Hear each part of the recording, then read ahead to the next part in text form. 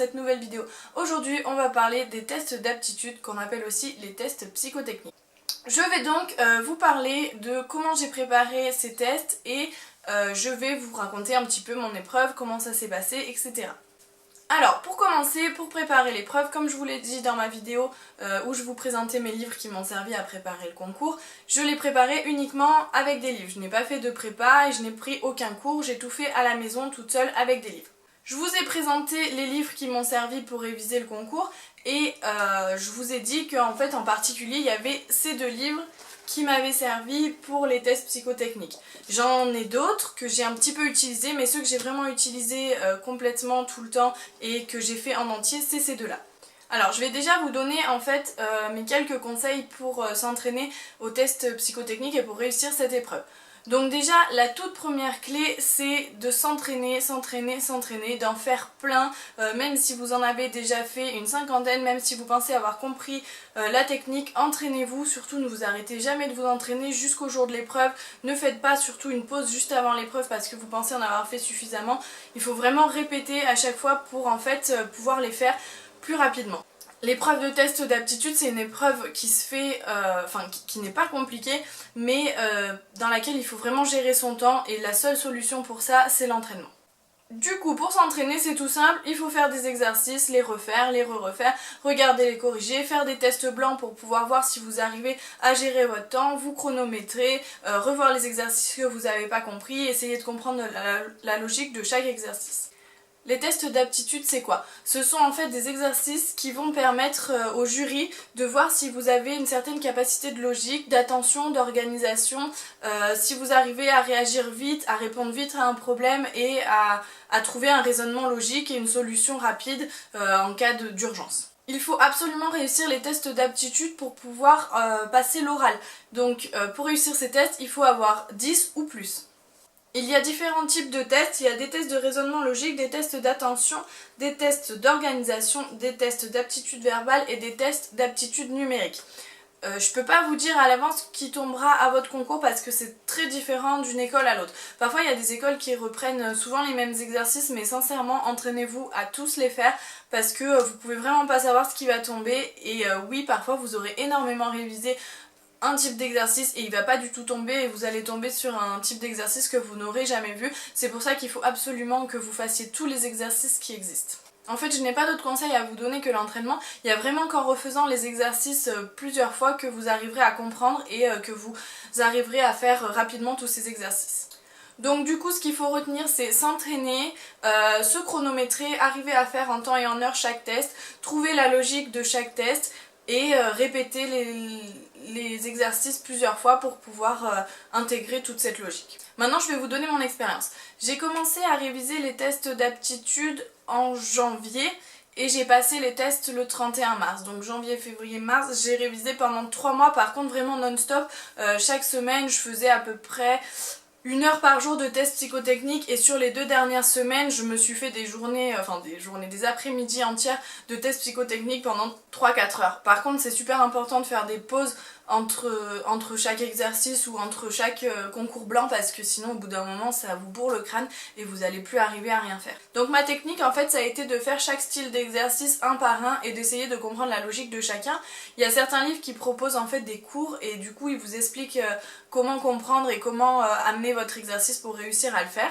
Donc en fait sur les exercices que je n'arrivais pas à faire, je regardais vraiment ce cours là et j'essayais de comprendre et une fois que j'avais bien compris la logique je m'entraînais à en refaire pour bien intégrer tout ça et pour bien réussir à les faire rapidement. Ensuite une fois que j'avais vu chaque type d'exercice et que je savais faire chaque type d'exercice, j'ai commencé à faire des concours blancs et ça je les ai fait à peu près 3 semaines avant le concours. Je faisais en fait des concours blancs en condition, en 1h30, je prenais les stylos dont j'aurais besoin et auxquels j'ai le droit le jour du concours et je me mettais en condition. Faire des concours blancs c'est super important pour gérer votre temps et pour voir si vous arrivez à faire en 1h30 ce qu'il y a à faire le jour de l'examen. Par contre au niveau du temps, pas de panique, c'est vraiment difficile de faire en 1h30 toutes les questions. Moi pour mon expérience j'ai répondu à 74 questions sur 80 et les 4 dernières questions j'ai coché au hasard parce que je savais pas du tout, j'avais plus du tout le temps en fait de répondre. Donc ne vous mettez pas trop la pression si quand vous faites des concours blancs vous n'arrivez pas à répondre à toutes les questions, mais par contre il faut vraiment quand même arriver à répondre à un maximum de questions et aller le plus vite possible. En fait, en faisant des concours blancs, vous allez vous rendre compte qu'il y a certaines techniques à acquérir. Par exemple, vous allez voir qu'en fait, dès que vous butez sur un exercice, il faut surtout pas s'arrêter dessus, il faut vite passer à la question suivante et y revenir après. Et en fait, en faisant ces concours blancs, vous allez vous faire du coup des petits moyens mémotechniques pour revenir sur ces questions-là après, sans perdre trop de temps. Du coup, sur les tests d'aptitude, je crois que je vous ai tout dit au niveau de l'entraînement et comment les préparer. Maintenant, je vais vous raconter comment s'est passée mon épreuve. Alors, avant l'épreuve sur Facebook, je voyais plein de personnes qui demandaient sur quoi vous étiez tombé, etc. pour pouvoir faire un peu des pronostics. Honnêtement, moi je vais vous le dire, ça ne sert à rien parce que je suis tombée sur des exercices, je m'attendais pas du tout à tomber là-dessus et ça n'a absolument rien à voir avec ce qu'ont eu certaines de mes camarades dans d'autres écoles. Donc du coup, je suis arrivée le jour du concours, surtout il ne fallait pas oublier la convocation, la carte d'identité, laisser les téléphones dans les sacs. J'avais le droit à tout, c'est-à-dire que j'avais le droit à toutes sortes de stylos, surligneurs, et blanco. Il y a des écoles dans lesquelles vous avez le droit seulement à un stylo noir. Dans le cas où vous avez le droit à tout, prenez un feutre noir. C'est hyper pratique. Moi, on me l'a dit juste avant et franchement, je remercie les personnes qui m'ont conseillé ça parce qu'en fait, vous allez devoir colorer des cases pour répondre aux questions si vous avez un QCM. Dans mon cas, c'était un QCM.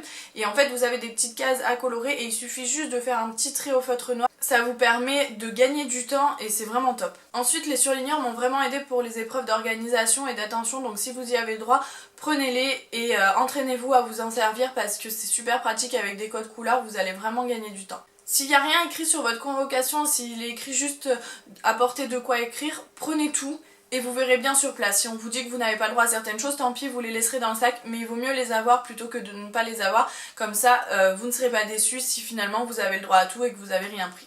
Donc on a été appelés en fait par ordre, ils ont contrôlé les convocations, les cartes d'identité, ils ont vérifié qu'on n'ait pas les téléphones, celles qui les avaient devaient les laisser dans une salle et ensuite on montait directement dans la salle dans laquelle on allait passer l'épreuve. De là, ils nous ont distribué donc des feuilles, c'est des feuilles bien spécifiques, des feuilles d'examen, donc comme je vous disais avec des cases à cocher. On a en fait, c'est un grand tableau dans lequel on peut cocher A, B, C, D. Et sur cette feuille, vous mettez votre numéro de candidat, mais tout ça, ce sera expliqué juste avant. De là, ils nous ont distribué les sujets, on a pu découvrir les sujets et c'était parti pour 1h30 de test d'aptitude. À ce moment-là, comme je vous l'ai dit plusieurs fois, il faut gérer son temps, on n'arrive pas à une question, tant pis, on passe, on y reviendra après. Moi j'avais sur mon brouillon, en fait, j'écrivais chaque question auquel je n'avais pas répondu et donc auquel j'ai répondu tout à la fin, je suis revenue sur toutes ces questions qui étaient notées. Pour vous donner une idée, dans le concours que j'ai passé, il y avait un test d'attention, un test d'aptitude verbale dans lequel il fallait retrouver des synonymes. Il y avait beaucoup de questions de logique, mais alors j'ai pas du tout eu de domino ni de cartes, c'est des choses qu'on voit beaucoup dans les livres, moi j'en ai pas du tout eu, c'était juste des suites de nombres, où il y avait des triangles avec des chiffres à chaque angle du triangle où il fallait retrouver le manquant, et des suites logiques de formes. Ensuite, au niveau du test d'organisation, j'ai eu un arbre généalogique. Ça c'est pareil, c'est un truc que je n'avais pas du tout vu dans les livres et que j'ai eu en fait donc le jour du concours et c'était un arbre généalogique assez compliqué parce qu'en fait il y avait des arrière-grands-parents qui avaient eu des jumeaux, puis les jumeaux avaient eu des jumeaux et en fait ça faisait vraiment un énorme arbre généalogique et il fallait retrouver les liens de parenté entre chaque personne. Je vous dis que je l'ai pas vu dans les livres, mais honnêtement ce n'était pas un problème parce qu'en fait tous les tests que j'ai vus avant dans les livres m'ont vraiment aidé à avoir une certaine logique et à pouvoir traiter rapidement le sujet, peu importe si c'était pas tout à fait la même formulation ou si c'était pas le même type d'exercice, ça m'a vraiment aidé pour gérer au niveau du temps. Ensuite, il y avait un dernier exercice, il fallait en fait remettre en ordre des phrases, donc il y avait des textes, c'était des articles de journaux avec toutes les phrases mélangées, il fallait les remettre en ordre. C'était pas si compliqué, mais en fait c'est surtout que ça prend du temps et que c'est long, donc c'est là qu'il faut vraiment arriver à trouver des techniques pour faire ça le plus rapidement possible. Du coup, une fois les 1h30 passées, le test est terminé, il ramasse tout. Comme je vous l'ai dit, j'ai pas eu le temps du coup de faire les 80 questions en 1h30, j'en ai fait à peu près 70, mais par contre les 10 dernières questions, j'ai quand même coché en fait au hasard sur ma feuille. Ça, faites-le s'il n'y a pas de points enlevés. Il y a des écoles dans lesquelles les réponses fausses comptent des points en moins. Là c'était pas le cas, donc du coup j'ai tout donné, j'ai joué le tout pour le tout, il n'y avait rien à perdre et j'ai coché toutes les cases qui restaient au cas où il y en ait quand même une de juste dans le lot. Du coup les tests d'aptitude j'ai eu 15,5 et ensuite donc j'ai été sur la liste pour pouvoir passer l'oral. Donc les résultats étaient affichés sur internet et moi j'avais la chance d'avoir directement ma date et mon horaire d'oral, mais si c'est pas le cas dans votre école, vous allez de toute façon recevoir une convocation sur laquelle il y aura la date et l'heure à laquelle vous allez passer à l'oral. Mais pour cette épreuve, je vous retrouve la semaine prochaine, comme ça je vous ferai en fait le même type de vidéo dans lequel je vous expliquerai un petit peu comment je me suis entraînée, je vous donnerai mes quelques conseils et je vous raconterai mon expérience de l'oral. Je crois que je vous ai tout dit en ce qui concerne l'épreuve des tests d'aptitude. Si vous avez des questions comme d'habitude, vous pouvez les mettre en commentaire. N'hésitez pas aussi à me rejoindre sur les réseaux sociaux parce que je suis plus disponible pour répondre à vos questions. Donc tout est en barre d'infos, surtout Facebook et Instagram, c'est là que je suis le plus apte à vous répondre rapidement. Et surtout n'hésitez pas à vous abonner et à mettre un petit pouce pour m'encourager. Voilà, c'est la fin de cette vidéo, je vous retrouve donc très vite et je vous souhaite une belle journée.